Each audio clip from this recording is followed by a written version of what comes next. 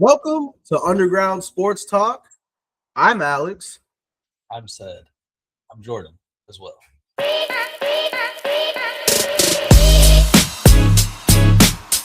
I'm sad too. That's all right.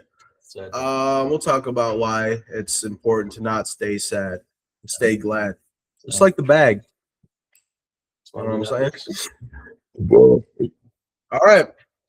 So that will officially begin the episode. Packers Broncos preview. Hot dogs, bro. What the No, it was a chicken Caesar salad. And I've been drinking this, so it's probably hot dog water. Yeah.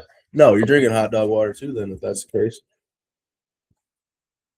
We're going to try to avoid talking about this game, so we're going to keep talking about different things. Now, Packers, Broncos, we had it. It was a thing. It happened. It was exciting. Over now. Episode over. No. Regardless of all things, I still think that this definitely could be a Super Bowl 60 preview. Obviously, It's going to be a little bit more tough for the Green Bay Packers going forward with this than it will be the Broncos. I think the Broncos might have the AFC in the bag if it's not for the Steelers, maybe. Yeah, I think they just need one more win. Yeah. So, it was a great team. It was a great game. It was fun to watch for the most part up until a dark cloud just rolled over Mile High and said, F you, Packers, and all of your people. We hate you. And spit on us. Hate your kneecaps. That seemed to have happened to us. So filthy. My overall thought on the game there, I feel like we played pretty well, up until those injuries happened. And I think more of it was just kind of the shock of it all. You lose a Micah Parsons, starting off with Christian Watson, Evan Williams, and Michael Parsons out of nowhere. Zack Tom. You lose all those guys, the morale is gonna drop. I mean, it's just, and not to mention the game plan. Yeah. It's gonna alter the game plan. Yeah, I think that it really changed the momentum too. I think it was about 20 minutes of game time. We lost our best offensive lineman, our best receiver, and then our best player overall. Yeah. It's hard to recover from. I feel like especially when Christian Watson and was that back-to-back plays, and Micah Parsons went down, I feel like the team kind of gave up at that point. Which I don't like to see that, but I don't think that's how we're going to play the rest of the season. We have, even before we had Micah Parsons, we had a Super Bowl team. Micah Parsons just made us made us a top 3 defense instead of a top 10 defense. What we had last year was a top 10 defense. I mean, that's all moving forward. Yeah, that's moving forward. That's moving forward. In this game, I feel good. It sucks though that we weren't able to. We had when Micah went down, we had a 10-point lead or 7-point lead? I think it was 7. Yeah. It was. Yeah. I think it was a 7-point lead. He went down, and then we couldn't stop him. Bo Nix, he's actually a quarterback. We had a 3-point lead, actually. 3-point lead. Nice. Yeah, it was 20-23. All right. Yeah, we had a 3-point lead at that time. And I would say that our offense played well up until then.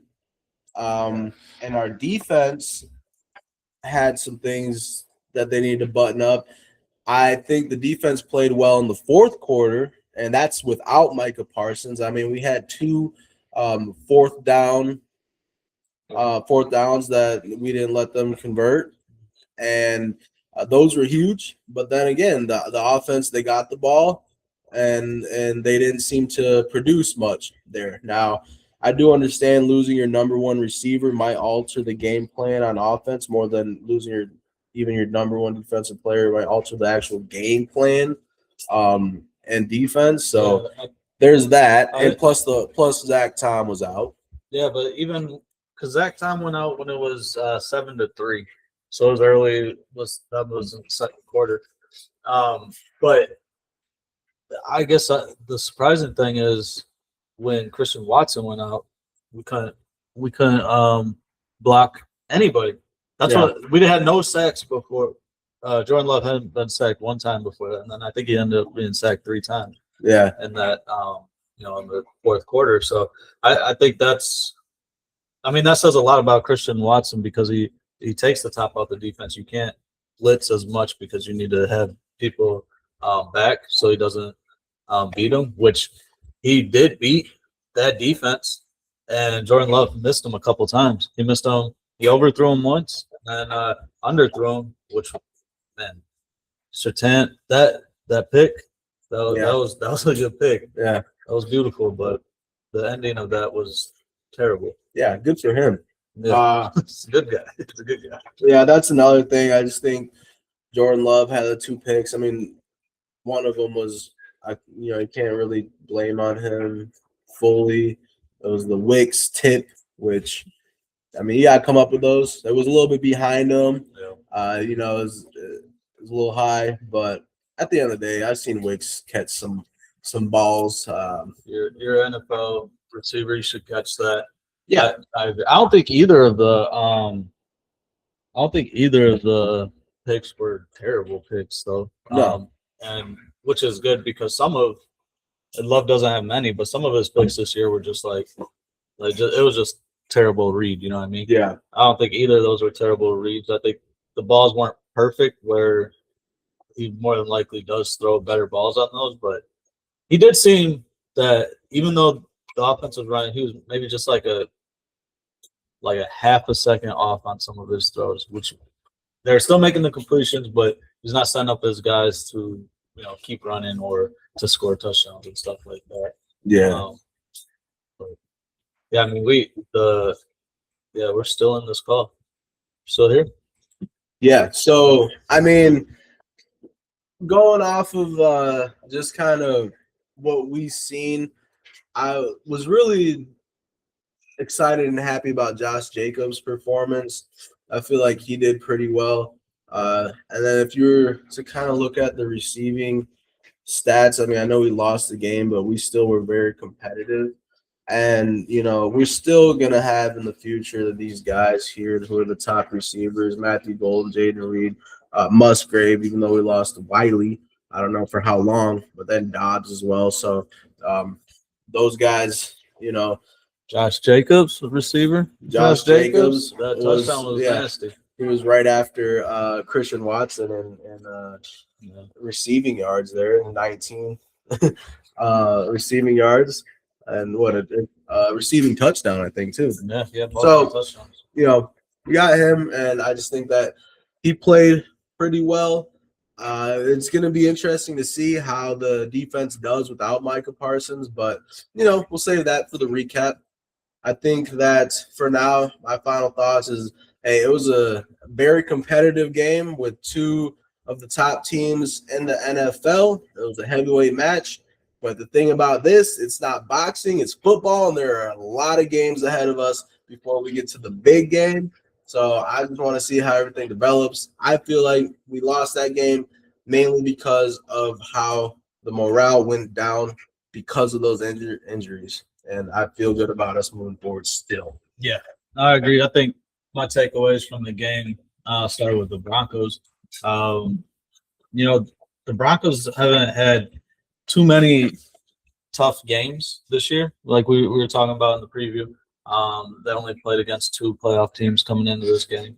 So I was kind of looking at them kind of like we did the Bears the week before where, you guys got wins, but they're against some weak teams. But they definitely opened my eyes, and I think that they are a player in the AFC, and I feel closer of that being an actual matchup, the Packers and Broncos in the Super Bowl. I want that now. There's only one other team that I'd rather have in the Super Bowl, and that's the Steelers.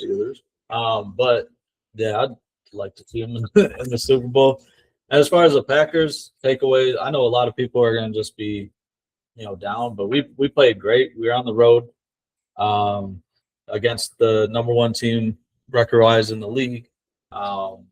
in a hard place to play. Mile High is tough. They haven't lost there at all this year. Yeah. I think we played the offense moved the ball the whole time, most of the time until the fourth quarter. We just didn't finish drives. So I think we're gonna have to have a little bit more offense, but I think looking forward, feeling good. I think it was a great game for both teams. So Yeah. we're good. I mean, Love did have those 2 picks again. We feel like they weren't necessarily on him fully. So there was the Wicks one. What was the other one? The other one was the Watson, where Watson got hurt. Oh yeah. Yeah. So it's hard to talk about the game and not just be like injuries, everybody's injured, I'm sad. Because it is. But just kind of recapping, I think we played a very contested game against a good team. And no matter how crazy it was yesterday, no matter how much they piled up yesterday, injuries are a part of the game. So, let's see how Matt does with his next man up mentality and see how the rest of the team does. Yeah. And would love. I'd like to see that. I was saying when Parsons went down, this was the perfect time for Love. If he was able to pull that game out, have a great fourth quarter, I think that would have shot him right, into the top 3 of MVP. Oh, yeah. It didn't happen that way. I think we'll get to that. You guys will see that video, but that might have dropped him a little bit. Yeah, I think he's out. But I think that for now. I think it's a lot's going to $55 million quarterback. Got to show up. So we'll see what you got the rest of the year. Yep. Now we got Blame Beers. It's been a while since we had to do Blame Beers. Never done Blame Beers. So, no, we haven't. So, the only time we did it was when we recapped the season up until now. And then we watching back there. Born? No, so I think that it sucks having to do Blame Beers, but that's what we got the Blame Beer for. And if we if we don't make the playoffs, Jordan has volunteered to drink this. It's from the 1990s. I will drink it because we making the playoffs. All right. So we got five Blame Beers. 5 Blame Beers to hand out. You want to? Or I can start. I'll start. Go ahead. First Blame Beer. Right here. I'm gonna give that to none other than Jordan Love. I think that's pretty obvious. I'm gonna go with the obvious, but it's crazy because I'm still, like I said, I don't think I'm not mad at either of those interceptions. I want him to throw the ball. I want him to be aggressive. Those aren't bad interceptions, but he didn't pull it out. We need him to do that, so you got to pull it out right at that last second. You got to pull it out. You got to be clutch. Next thing you know, you're paying child support. Exactly. The Broncos, stall bad things. It's all bad things. Yeah. So, okay. Jordan Love, that. You're gonna get to drink one of these Blame Beers. Yeah. Hey, we still love you, dude. We love you, Love. Just didn't want to see you make that next step. Mm-hmm. All right. I think that my Blame Beer is going to go to. I'm gonna just have to give it to Matt LaFleur. Here's my reason why. Because, like I said, I feel like morale played a big role in why we just seemed to wet the bed after Parsons went down. Not just him, everybody else too, but he was the last one. After he went down, and everyone was just down, and there was no one to, really pick everybody up. You didn't see anybody on the sidelines hyping everybody up, trying to get people going, because obviously that's huge. Everyone knew what it was when it happened, so everyone knows why the morale was the way it was. But at the end of the day, I mean, even that Bills, who were the freakers that the Bengals, the Bills-Bengals game a few years ago when DeMar Hamlin had that crazy thing happen to him.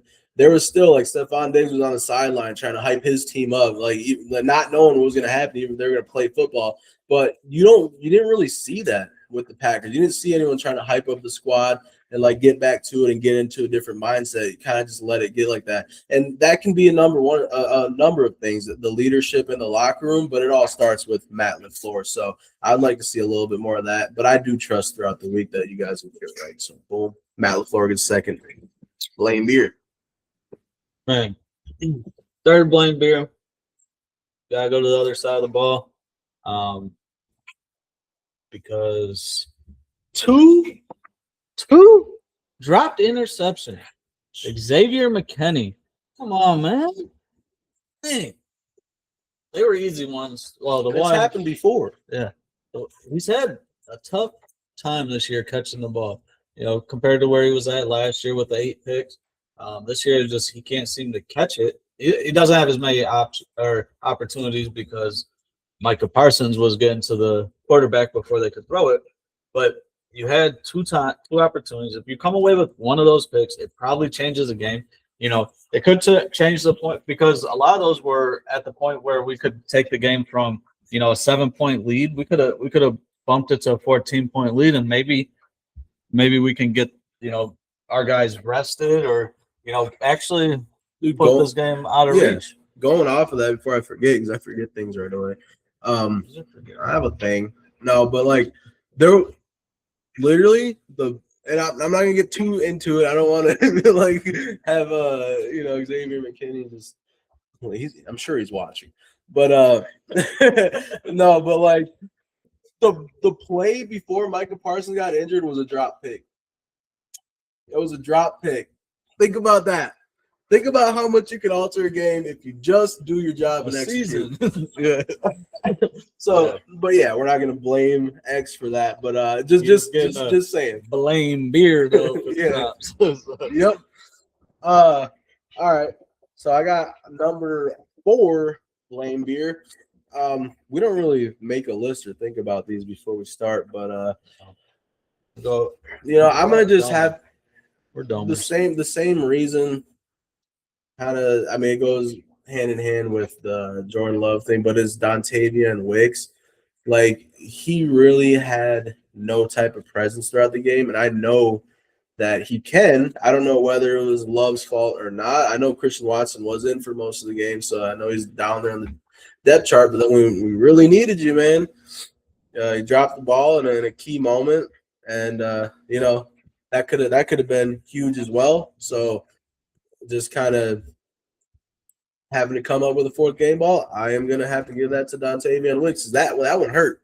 Yeah. We've been great about catching and executing, including Wicks, but then and that key moment in a big game didn't happen. Yeah. Well, this last one is kind of a toss-up between 2 positions. But I'm gonna go with the hero from the previous game. Your guy, Micah Parsons. No, you give Mike Parsons blame Beer. Blame Beer tore his ACL. Blame you. You can't just do that to us. It hurts. Yeah, it hurts us more. Trust me. No, K9. So, yeah. He had a bad game. The Bears game, it was up and down game, but he ended it off right. This game, he had a drop pick. He got beat.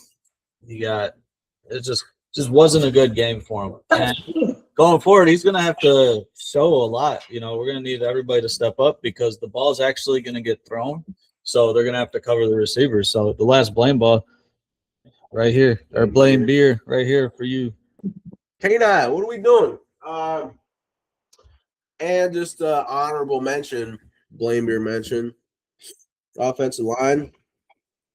Zack Tom's the whole offensive line, I guess. You see those last couple drives? That goes a long way into Jordan Love's performance, is just how we're getting pressured. I understand they got a great defensive line, but we're doing pretty well the entire game until crunch time when it really freaking mattered. But hey, we ain't mad at you. We gonna see you next week. With Chicago Bears, and everybody who's doesn't want to talk about this game no more and is ready for Saturday, check out our Chicago Bears preview, because we got a lot to talk about there. Yes, sir. All right. So with that being said, this is Underground Sports Talk. Go Pat, go. Go, Pat, go.